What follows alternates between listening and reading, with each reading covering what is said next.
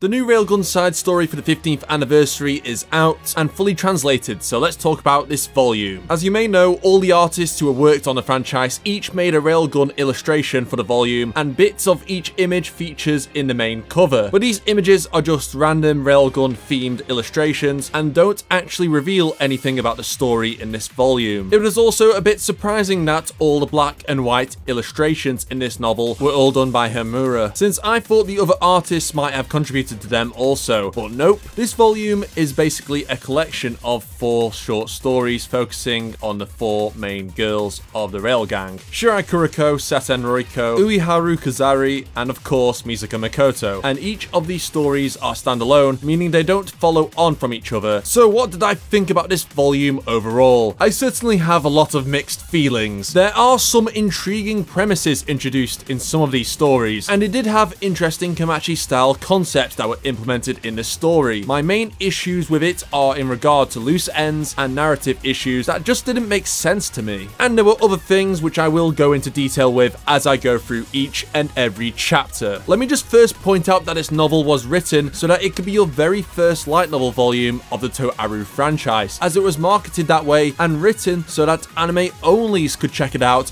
without having to read every single volume of Index and Railgun beforehand. That's not necessarily a flaw.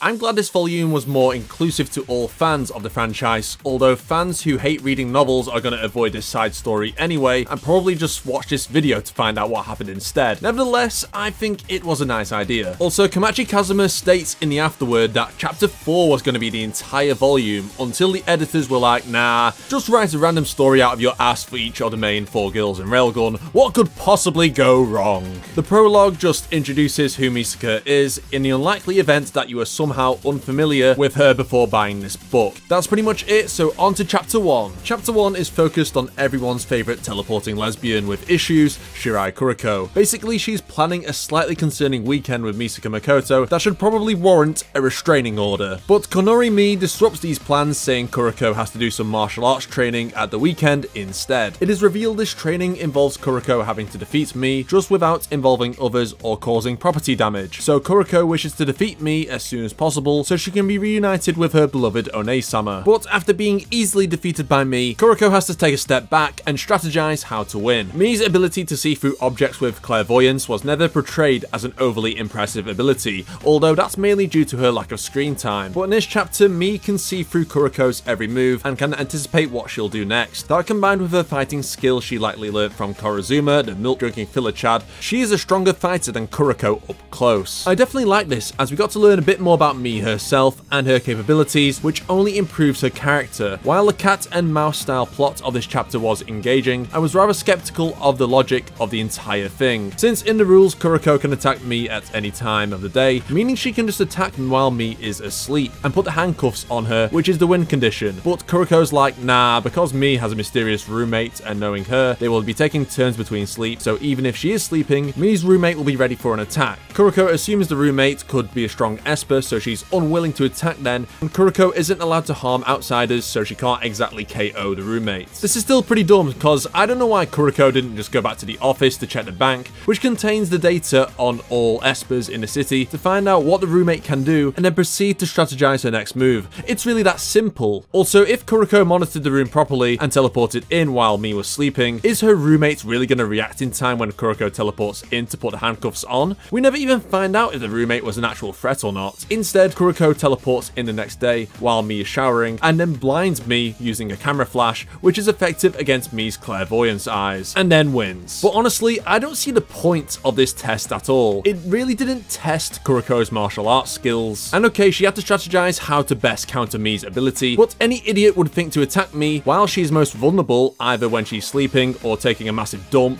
or in the shower. Also, if the roommate was so concerned about Mi, why wasn't the roommate in the bathroom while Mi was taking a shower? Okay, it's a privacy issue perhaps, but the roommate wouldn't even have to look. Plus they are both girls, so I don't know why that would be an issue. Overall, this training game felt pointless and a waste of time in my opinion, and it just ends with Kuriko returning to her dorm and getting her ass kicked again by the dorm manager. Next, chapter 2 is Saturn's story, and this one was kinda weird. The premise of this chapter was interesting, but I'm not sure if the execution paid off. Saten wants to prank Ueharu, so she creates this realistic fake blood and pretends to have an accident in the judgment office with Ueharu so Saten can get a reaction out of her by basically playing dead. Ueharu's inner psycho comes out as she talks to herself about how she's going to dispose of the body like some others in the past, basically implying that she's a murderer. Even though Ueharu is acting like she thinks Saten is dead, she's just monologuing to herself. Saten believes Ueharu is being legit, so she stays on the floor without moving as she genuinely thinks Ueharu will kill her if she moves an inch. Saten basically believes Ueharu is having full conversations with herself because she's doing it to reassure herself about her crimes. Now, I know Saten is quite a gullible character. She does believe in a lot of bullshit urban legends, even if some of them do turn out to be true, but I think this takes the icing on the cake. And it is revealed that Ueharu did see Saten try to play the prank on her via a webcam, so surveillance does exist in this office, even if actual security cameras aren't mentioned. As surely there should be some security cameras around in an office with access to the records of all espers in the city, but there's an argument for Ueharu being able to hack them, so that might not have reassured Saten. And if this office has no security cameras, then that's a massive data breach risk and quite negligent on Judgment's part. The other weird thing is that there are literally no other Judgment members in this branch at this time at all, until Ueharu phones up Kuroko to play along with the reverse prank, but surely there should be other members in there other than just Ueharu looking after the entire office alone. I get that Ueharu is often seen alone in the office, but having her as the only person there to look after the assets inside isn't probably the best idea in the world. Putting these logical dilemmas aside, I'm honestly not sure what the point of this story was. For Ueharu to get revenge against Saten for annoying her all this time, like, I get that Saten's prank wasn't exactly great by making your friend think you're dead and then proceed to scare the living shit out of Saten by turning into a psychopath from a retro horror movie. Like, are we supposed to think, damn, Ueharu isn't as innocent as she seems? She's got a crazy side to her? Okay, we have seen her go a little bit crazy in the Railgun manga briefly when her friends were in danger, but nothing like this level of acting. I'm honestly really not sure what this adds to her character. Sure, you could say it perhaps adds another dimension to her character, kinda, but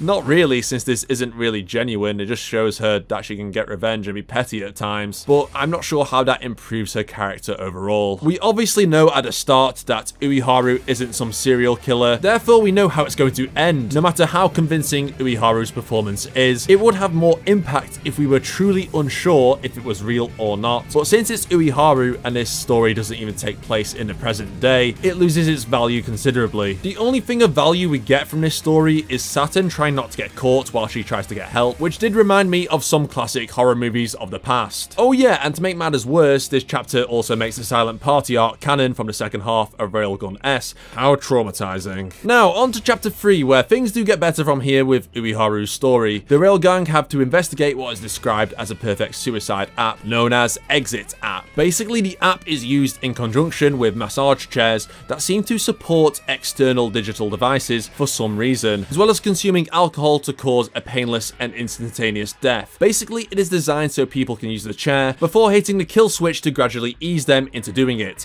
getting over the obvious psychological barrier to make the final decision. Why the alcohol, you may ask? Because enough of it will knock you out, so the Exit app will detect this, then activate the killing function of the massage chair, crushing the skeleton instantly while the user is unconscious. Now, I thought this was a dark and intriguing concept that fits into what could possibly occur in Academy City with the technology it has access to, and makes you wonder if such an app could exist in the real world and the moral implications of its existence. Should it be classed as a form of euthanasia, or is its very existence evil and causing more vulnerable individuals to take their own lives when they could have been saved? The chapter talks about how students in Academy City sometimes feel it's their only way out of the situation they find themselves in, unable to advance to their desired level, being exposed to messed up experiments, or the stress of life in Academy City being too much. It definitely shows that life in Academy City, even for the average Esper that isn't involved in the dark side, isn't always sunshine and rainbows. Anyway, the Railgang hope to find the developer of the app so they can take it down for good and get a lead on one of the sellers. So Ueharu pretends that she wants to buy the app, hoping this will eventually lead her to the developer. As Ueharu is about to meet the seller, she suddenly vanishes into thin air, separating her from her friends. One thing I found really strange is that it's not explained how Ueharu disappears. You'd think it'd be an Esper power or something, but the girl she meets has a different ability to that. at? Maybe I missed it, I don't know, but if you know the reason why she disappeared, then let me know in the comments. The girl she meets is called Amahebi Saeka, sorry if I'm pronouncing that wrong, who can change her blood into any type of poison, an ability she's not really fond of, as it also turns her blood into multiple different colours. Turns out Saeka is actually the developer herself, but she never intended that the app would be used in this way, as the original intention was to create an app which would allow you to change your Esper power and be able to switch between them like a form of dual skill. But as we know, dual skill is simply not possible unless you utilize an AIM network, so the app was a failure. But as Saeka said, people started to corrupt the failure she created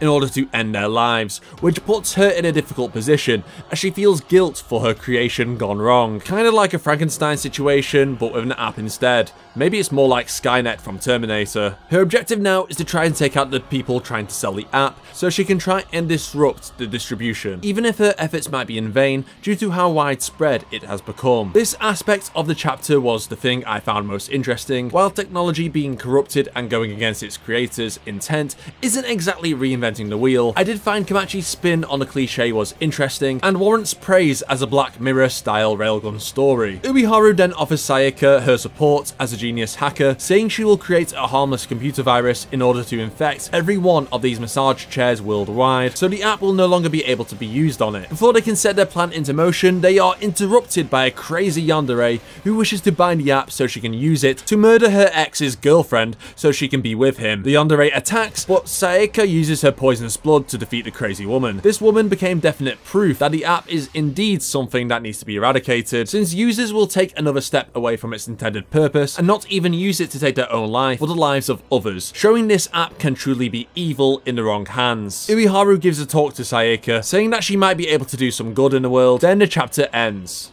Wait, what? That's it? It just ends on a cliffhanger with no follow-up? Just this abrupt ending and nothing else? That's not even a proper conclusion to the story. I guess Kamachi wanted to leave it open-ended for your head to fill in the blanks, but I wanted more out of this story, as I was genuinely invested in the concepts and characters. I feel that well-written open endings are hard to pull off, and some are executed very well. This ending wasn't, in my opinion, so while I enjoyed this chapter, I felt a little bit deflated by the end, which is a shame. Last and not least is chapter 4, which is Misaka's chapter and the longest one by far. This chapter starts in the middle of the story, and then goes back to the beginning, which kind of threw me off at first. The story takes place in the school garden, where Tokiwadai and the other elite girls' schools of Academy City are located. A protest led by the main villain of this arc, Rezaneri Sadistilin, sorry if I butchered that name, and this protest is aimed at the new school proposals, and they are even about to publicly hang a teacher because of it. And to make matters even more weird, the entire school garden is floating in the sky. Just another normal day in Academy City. Then the story rewinds to the past, where we find out the entrance exams and interviews are occurring in the school garden, meaning it is opening up to the public for a change. Misaka and the gang meet Yugure Sumebake, who wants to join Tokiwadai as her older sister Canaria is there, who is also a classmate of Misaka. Anyway, Canaria has suddenly gone missing, so the rail gang of course offer to help. They decide to check out areas called Lost Pieces, disputed areas of land in the school garden that do not belong to any specific school. Why one of these schools can't just purchase these areas of land like any other piece of land is a mystery. And apparently if anyone went missing in the school garden, it would have to be here, since the Lost Pieces are known for being areas with no security and where the major crimes happen in the school garden. Why can't a person go missing elsewhere and possibly be in a different location, even outside a school garden? God knows. The plot needs them to go there because that's just how it is. They eventually find a footprint at one of the Lost Pieces, which matches the shoe size of Canaria, as Ubiharu can find out this information on the bank. So they conclude that Yugure Canaria was once here. Now, this is a pretty convenient way to move the plot forward again, as it literally could have been a different girl with the same shoe size, but whatever. They also discover a hatch that leads underground, so they call Anti-Skill to help them investigate, and all alone in the underground tunnel, they discover Canaria there, surprise surprise, who informs them about a factory there. Meanwhile, Shokuho is snooping around, trying to find out what Misaka has been up to, as she also wants to get involved with whatever is going on behind the scenes. The school garden is then projected into the air via a a secretly built Megafloat foundation, cutting off access from the rest of Academy City. Now this is one of the main issues I have with the chapter. How this was feasibly built with no one noticing, along with the underground facility, with enough manpower and resources, is a mystery. Then the story erupts into a revolution, as the story catches up where it left off, with Dealine complaining about how the society of Academy City only benefits the adults, and wants the students to take over and have autonomy. So before the poor teacher is hung, Misaka saves the teacher, and therefore makes an enemy of Dealine and the protesters. Misaka then fights Dealine, but Dealine has the upper hand in the fight with her halberd, and the ability to manipulate rust, which also speeds up her attacks and allows her to nullify Misaka's iron sand and destroy her railgun coins. While Misaka didn't know Dealine's ability at this time, I don't know why she just didn't use some area of effect electric attacks instead, as Dealine doesn't really have a counter to that. Misaka retreats and then comes into contact with Hokaze Junko and Shoko's clique, who pretend to be against Misaka to put Dealine into a false sense of security, thinking that they are on her side, all while giving Misaka the information needed to defeat Dealine. It is also revealed that Dealine is actually a princess from Europe. You may also be thinking why no one else tried to stop Dealine at the school garden. Well, most of the students were influenced by the concept of passive acceptance. Since these events didn't directly inconvenience them, they were willing to continue life as normal, which is how dictatorships take over according to Kamachi. This theming is interesting on paper, but when this revolution is just exclusive to the school garden of a bunch of middle school girls, it's harder to take seriously, even if Dealine thinks this will make Academy City change its mind about its policies. Her plan is pretty messed up, since she planned to leave Canaria underground to die as she knew about it, and the resources of the factory were designed to be able to feed the school garden, but wouldn't be able to feed everyone, so her political opponents and the teachers would be the ones with empty stomachs. And apparently the megaphone that Dealine was using to protest with had a chemical that influences opinions to side with her. Why didn't this also affect Misaka is also not explained. Dealine's servants also fight Shokuho, the Yugure sisters, and Kuroko, which is probably the highlight of this chapter due to the creative Esper powers that were on display, and I think these fights were well written for the most part. Also, it is implied that after you leave Academy City, your powers are actually removed. I don't know how they do this, or if it's actually fact, because it wasn't a definite statement, but it definitely raises questions about what happens to Espers when they leave Academy City, which is something I want to know. Meanwhile, Misaka engages with her final showdown with Dealine, where Dealine's epic villain motivation is revealed. Her horse had an injury, and it wasn't even euthanized, but it died in pain, which Dealine blames the adults for. She thinks Espers are treated in a similar way to her horse by the adults. So yes, this is yet another Vento and Maidono tier villain motivation. I don't think this makes Dealine a very compelling villain, that she is willing to commit mass murder and persecution of others because her horse had to be put down. The weirder thing is that Misaka calls Dealine cool twice. I honestly have no idea why. This is almost the same as Misaka calling someone like Accelerator or Kihara Gensei cool. While Dealine luckily didn't kill anyone, she would have done if she wasn't defeated. Wow, nice job on committing mass murder, Accelerator. You're so cool. Misaka then manages to defeat Dealine, and that's where we get to the epilogue, which is the conclusion of this chapter. Shokuho and Misaka work together to cover up the incident, so news of this doesn't spread out over social media, while Kongo used her ability to bring the school garden back down to ground level. You may be wondering, what the hell happened to Dealine? Surely she deserves to be put into an Academy City juvenile hall, or even be put to trial for her crimes. Nope. Absolutely nothing. Shokuho considered erasing Dealine's memories, but opted not to. And that's all we know about what happened to Dealine. What the fuck? Then it simply ends with, honestly, never a dull moment in this city. Wiser words couldn't have been spoken. Finally, we have come to the end of this volume. I think it's pretty evident Kamachi only wanted to do chapter 4 and basically made what feels like an incomplete side story overall. While I do have problems with chapter 4, I do think it could have been better if it was the only story in this volume, where more time could be devoted to it, fleshing out the events to make more sense. But I also feel like it would need major tweaks from the overall story to make it less silly. While this is only a side story, so nothing crazy super important is going to happen, unlike the other side stories from Railgun, it does feel like this volume doesn't really add much to the overall Index and Railgun universe. Therefore, I do think it is the weakest main Railgun side story so far. I don't think there was much of a plan for making this volume, and it shows, as most of it feels like Kamachi writing random ideas that don't feel well implemented in the story. I feel like it is an enjoyable read for the most part, part, but I do think the more you analyze this volume in detail, the more problems you will find in it. I will be discussing this volume, mainly chapter 4, in a future Toaru podcast in more detail, so stay tuned for that. I rate this volume overall a 4 out of 10. I do think there are some things of merit in this volume, but I think it should have just had one main focus and aspects of the plot could have made more sense. Let me know what you thought about this volume and check out my other Railgun videos. I'll see you all next time.